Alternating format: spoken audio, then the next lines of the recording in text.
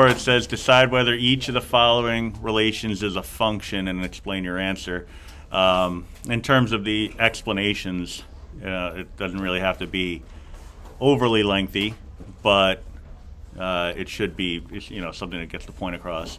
Okay, so states and capitals. So the input would be states, and the output would be capitals. All right. So in order for this to be a function, we would have to say that if I were to identify the state, it would correspond to exactly one capital. All right. So basically, can a state have more than one capital? No. All right. So this would be a function.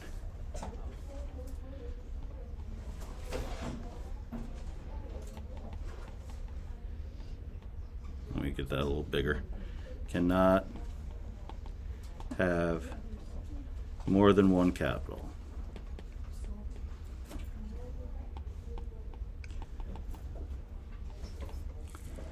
All right.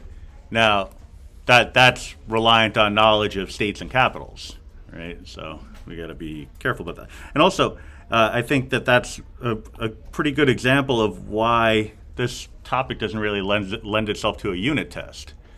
All right.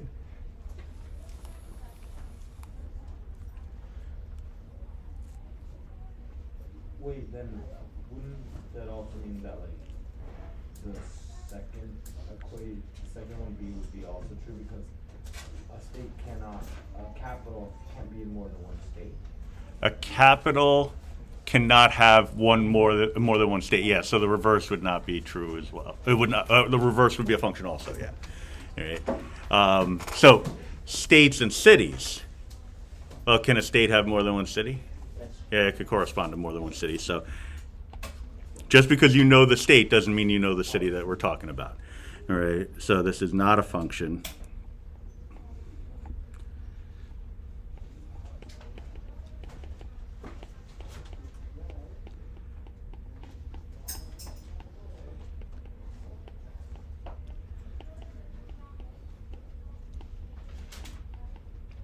Yeah, applying this to the contextual situations can be tricky, all right? Because it's reliant on prior knowledge, yes, definitely, but also you're trying to relate it to things that we've already talked about. I go back to the eye color and the names, So this seems more like the second example seems more aligned with the eye color name situation where if I know the state, I've narrowed it down to a bunch of different cities, but that doesn't mean I've narrowed it down to just one. All right. So if I say this, it's the state of New Jersey. Right. Oh, it clearly must be Jersey City. No, it could be Newark. It could be Trenton. It could be a bunch of possibilities. All right. Families and pets. All right. So, I mean, can a family have more than one pet? Yeah, just because you know the family doesn't mean you know which pet they're talking about. All right, so not a function. A family can have more than one pet.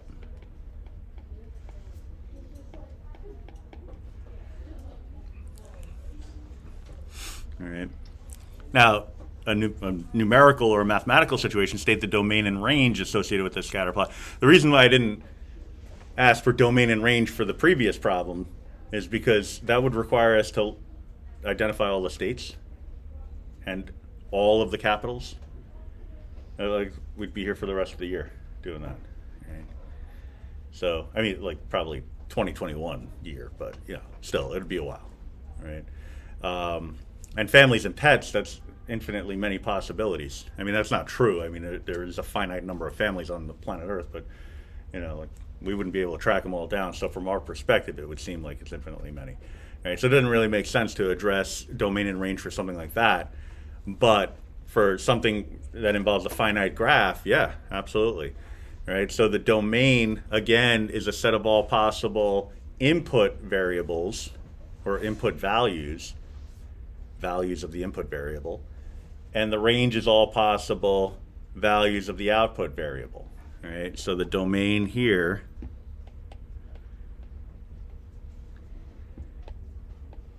would correspond, well, we're only talking about the points. The domain would correspond with the x values associated with each one of these points. All right. So what I'll do is I'll just go through and I'll just highlight. I gotta say, I never used to be a highlight type person when I was a student, but I also never had it like right in front of my face here on the app. So I kind of have like no choice but to make use of the resources I have available to me. You don't have to highlight, but you should just sort of identify these values in some capacity. So 1 corresponds with a point. The x value of 1 corresponds with a point on the graph. So does 2, so does 3, so does 4, so does 5, and so does 6. All right. Now, I wouldn't say 1 through 6, right? I believe we talked about this yesterday. 1 through 6, I might have also not talked about it yesterday. I might have talked about it in a different class and forgot to talk about it here. But 1 through 6 would account for every decimal value between 1 and 6. So you don't want to say, oh, yeah, I'll just write this, because that allows for like a 1.75, which is not part of the graph. All right. So we got to stay away from that. Now, if these points were connected in part of a graph, something like this, a nice looking graph, then all these points along the curve would correspond with values on the graph, and therefore you could say from 1 to 6, but that's not what's happening here. So it's just 1 through 6.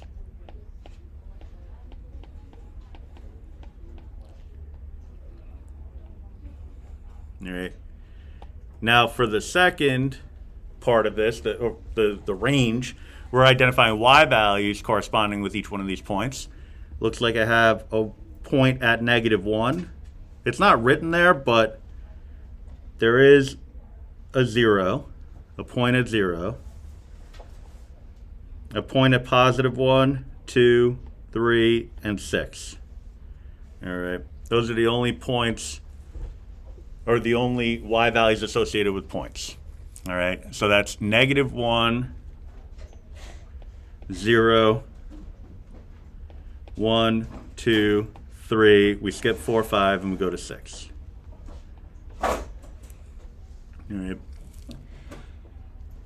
So then we just want to state whether or not this scatter plot, and by the way, it's just a term that's kind of glossed over, scatter plot. It's actually a statistical graph. We don't really need to know that until much later in the course. But a scatter plot is really just a plotting of points comparing two variables. So mostly x and y. All right, so you just plot the points just like you see here. You don't connect the dots. That's called a scatter plot, which kind of makes sense. If I told you that the name of this graph was a scatter plot without any explanation, you'd be like, of course it is. Why wouldn't it be? It looks like the points are scattered. Scatter plot. Yeah. So like the data is like what's it called? Like the idea that those are like the actual points where they are, and then the range is like whatever the value is. So it's like how many pets does the family have, and then the data is like, oh, one family has 0 pets, one family has 1. Correct. Yeah, exactly. You see that, and that's good because that's contextualizing the data. So we're taking what we see here and just kind of adding a little backstory to it. All right. We want to be starting to think that way. All right. Very good. So now in terms of the function, or whether or not it's a function, there's a couple of ways to handle it. One would be to just ask yourself. Now I just realized my 0 looks like a point, so let me get rid of that. Or at least make it look more 0-like. It just looks like an open circle, but I guess that's better. So what we want to ask ourselves is, will any of the x values here correspond to more than one y value? All right. So at the x value of 1, do I see multiple points? No. At the x value of 2, do I see multiple points? No, just one y value on that x value line, on that x value vertical. And what I like to do, at least visually, or I'll say visually, but it's really a mental sort of thing that I do. but it's a mental image, so I guess it's kind of visual, is I just kind of go through all the verticals and ask myself, do I have more than one y value along the way here? All right, so I'm doing kind of an intuitive vertical line test. All right, more than one y value, no. More than one y value, no. More than one y value, no. More than one y value, no. More than one y value, no. And so on across the board, no. So we're looking at something that is a function. I have a question. If a value was shown more than once, do we have to write it out, like in this form? Do we have to write? Like in the domain and range? Yeah. No, you just write it the one unique time. Okay. But in the graph, you plot it multiple times. Got it. Thank you. No problem. All right. So this is a function. All right. So the relation is a function.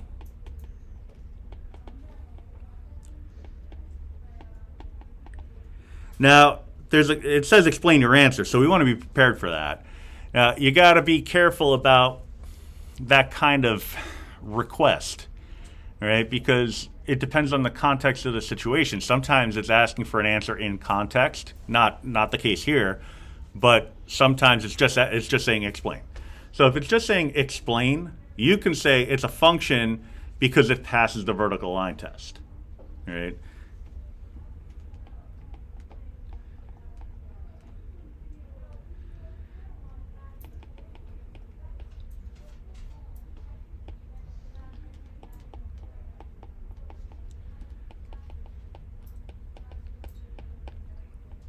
All right.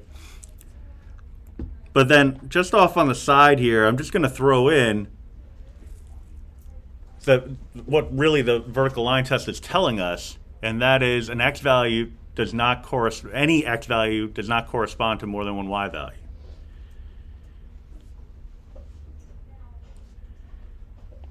No x value corresponds to more than one y value.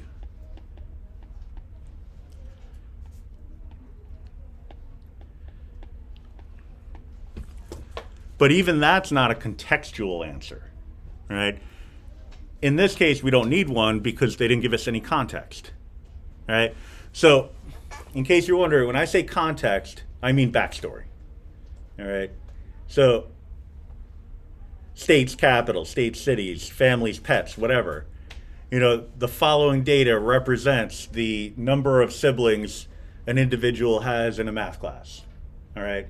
So then your answer should address siblings and students in math class, all right? So in that instance, I would say the relation is a function because no student in the math class has more than one sibling or something like, like whatever the context calls for, all right? So that's something we got to be mindful of, but we'll work towards that. All right. Number 6, this one's not bad, just because anytime it's given in tabular form, it's pretty easy to see, in terms of domain and range.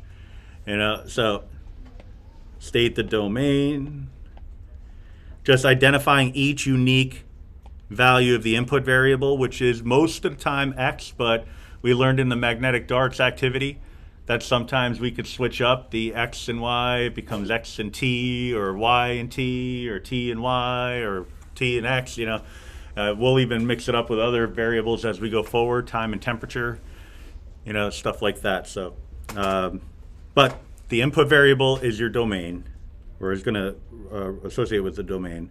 So the unique values are 4, -5, and 6, and that's because the -5 repeats. So I'll put it in numerical order: -5, 4, and 6.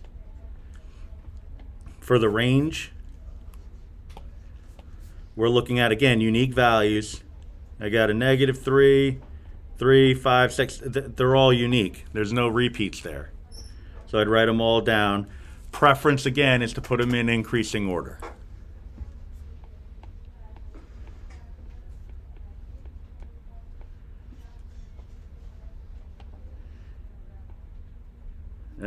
My squiggly bracket game is off. That's all right, I guess.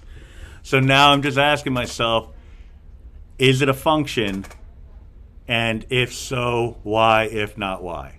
All right. So in this case, I'm looking at the -5 corresponding to a 3, but the -5 also corresponds to a 5. All right, that's a contradiction.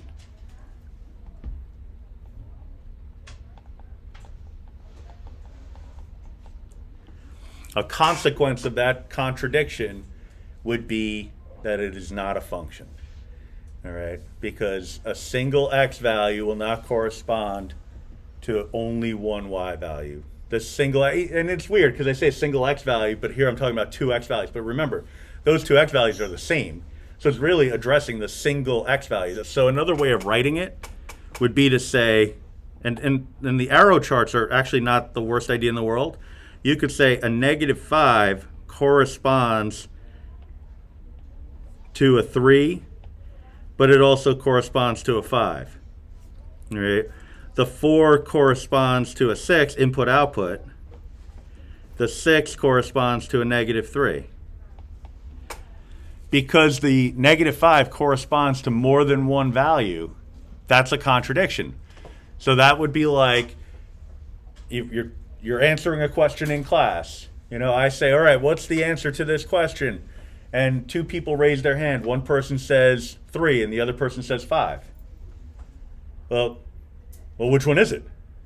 Is it 3 or is it 5? Or is it something else? All right. So there's a contradiction there. All right. There's a disagreement. There's an argument. All right. If that's ever the case, then we're dealing with something that's not a function. All right. Relation is, and this is where I go crazy with the copy paste, so hang on a sec.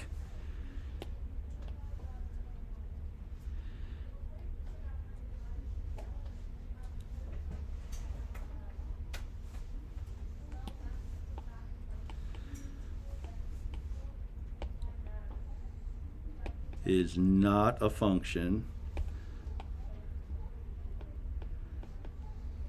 because an x value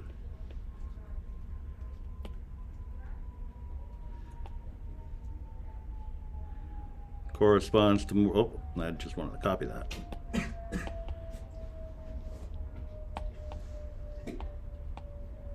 Corresponds to more than one y value. Probably could have written it faster, but you know, I like to try things. Get back there.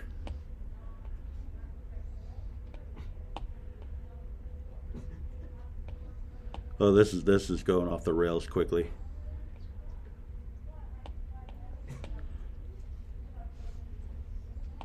All right, that was terrible. We got there though.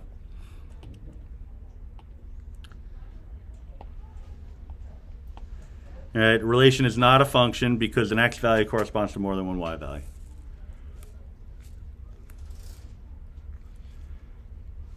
It's just one of those crazy things where the nerve damage actually makes it easier for me to struggle through copying and pasting than it does to actually physically make the characters. So it's weird, but that actually caused me less pain than writing the letters out. It's just a weird way to live, but it is what it is. All right, state the domain and range associated with the graph shown below in interval notation. All right, interval notation. So that's a blast from like last week.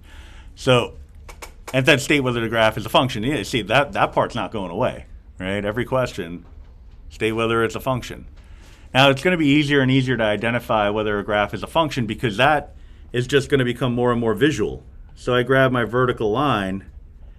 If you're doing this on paper, you might just grab a pen or a pencil or ruler or whatever and just make that your vertical line and slide it across the graph and just see, and just do what I'm doing here. See if that vertical line ever crosses more than once. All right, if it ever crosses more than once, then it's not a function. In this case, it's a function. So we at least have that nailed down. Now this one is a connected graph. All right, so just like we would with a number line, we want to talk about where the graph starts and where the graph stops. All right, but the thing is, the domain only refers to the x values. The range only refers to the y values. So I need start and stop for both. All right. So I look at where the beginning of the graph is. All right. So I'm going to use vertical lines to really kind of nail that down. So the graph starts here and ends here. All right. So this is my start, and this is my stop.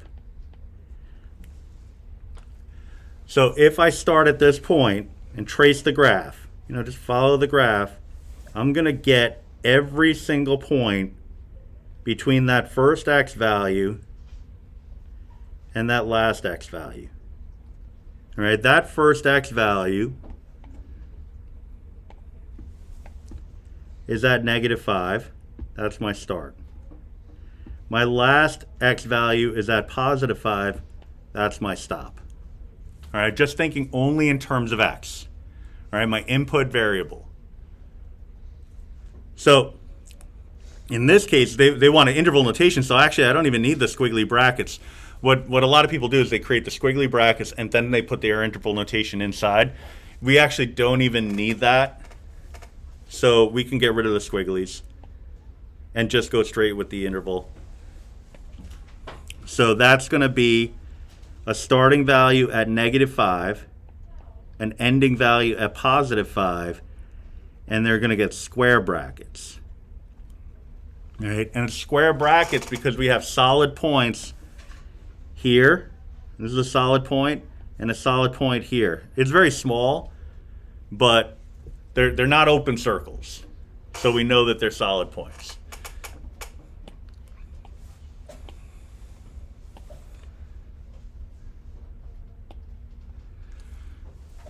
Now for the range, we also need a start and stop, but this time in terms of y. All right, so let me do that in green.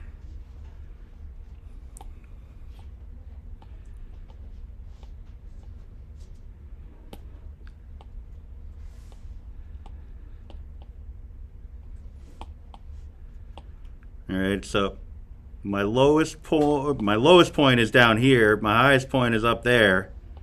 I have a start and I have a stop.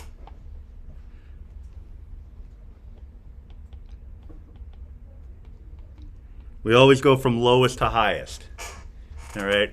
Now, they didn't scale the y-axis for us, which is kind of annoying, but we could figure it out because they gave us the coordinates. They told us that that last point was a +6. The first point was -6. So this has to be right here. This has to be -6. This one has to be +6. So we would work our way up incrementally from -6 to +6. But if you think about tracing through the path, all you're asking yourself is, all right, I'm going to start here and work my way from my start to my stop. All right, so here's my start, here's my stop, lowest to highest. As I trace my way through the path, am I going to cover every point between -6 and +6? That's the question. All right, so far I'm not quite up to +6. I'm only at, like, if I had to guess, like 2 or 3. 2 or 3, like in this neighborhood here. 6, this is the top end. I don't know if I'm ever going to get there, so at least at this point. Because I make a U-turn and then I start going back down, now I'm floating down around like -2, whatever that is. But then you see that I flatten out and then start increasing again, but this time I go all the way up to the y value of 6. All right, so it does look like it takes like a roundabout way. It does look like I cover all the y values between -6 and 6. All right, and so that's kind of like a more circuitous route, I guess. It's like you started off at home, you're driving to school, you realized halfway there that you forgot something, you started driving back, and then you realized, oh wait, I didn't forget it. So then you turn around and went back to school, you know. Eventually, you made the trip from home to school. You covered that entire distance. You just took a little bit of a roundabout way, all right? So, but in terms of covering all the y values, you did your job. We went from -6 to +6, all right? So the domain we can think of as left to right in a graph. How far left do you go? How far right do you go? And do you cover all the points in the middle? For the range, we think how far down do you go? How far up do you go? And do you cover all the points in the middle? All right, this is easily the weirdest topic, probably in the whole course. All right, and it's the kind of topic that people struggle with for years. All right, so if it's not immediately something that's clicking, that's okay, but we're going to keep working towards it. All right, because it's one of those things where the sooner it starts to make sense, the better off you'll be. All right. Now, as far as the answer to the question of whether it's a function, we already addressed that. The relation is a function because it passes the vertical line test, and also no x value corresponds to more than one y value.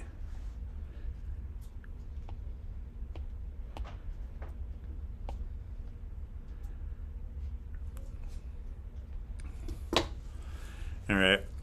And then number 8, state the domain and range associated with the graph in interval notation, and then whether the graph is a function. This one's it's a nicer one. Let's just put it that way. Because arrows help. Because arrows tell us that this graph goes on forever. And we know a nice number that represents forever. All right. So in terms of whether it's a function, we're good to go there. Because I can draw a vertical line along the way. I'll do that real quick. Anywhere along the graph, and it'll never intersect more than once, so we're good to go in that regard. Now, as far as stating the domain and range is concerned, we don't even have to mark up this graph. This is going to be easy enough, because if I'm thinking about how far left or right this graph goes, these arrows tell me that this is going to keep going that away forever. This arrow tells me that it's going to go forever in this direction. All right? It's never going to stop going in that direction. So we want to think about where it would end up if it could ever end up anywhere. Well, it's going to keep going that way. And in this direction, we find infinity.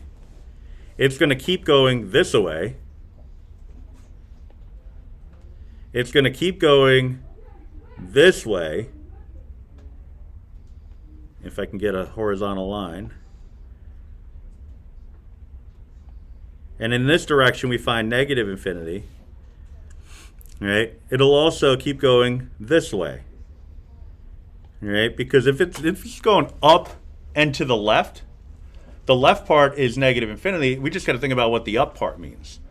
All right? If it's going down and to the right, we know that it's going to go to positive infinity as we go to the right. We just got to think about what down means. Well, the y-axis, if we start scaling that, we have 0 in the middle, -1, -2, -3, and so on.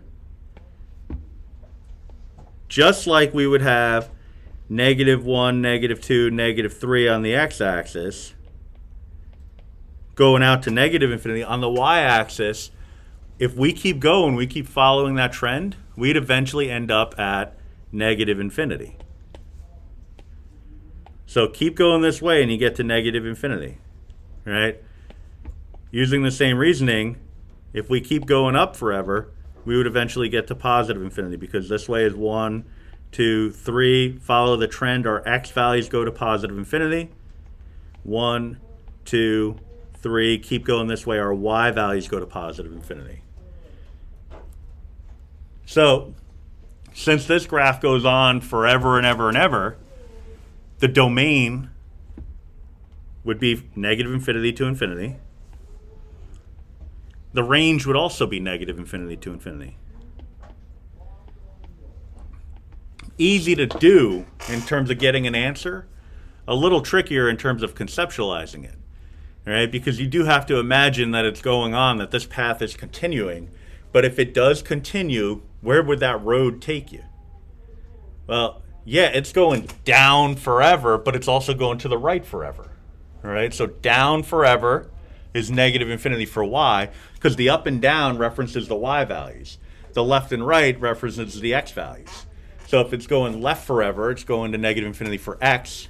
If it's going right forever, it's going to positive infinity for x. If it's going down forever, it's going to negative infinity for y. If it's going up forever, it's going to positive infinity for y. All right? These are things that you have to keep in mind, but it becomes second nature before too long. Would this rule still apply if the line was like entirely vertical or horizontal? So if it's entirely vertical, it's not going anywhere in terms of x, but it will go down and up forever. So the domain would be whatever the x value is. The range would be negative infinity to infinity. And the reverse for... Good question. Good. All right, so I think that should probably set you up pretty nicely for page 4.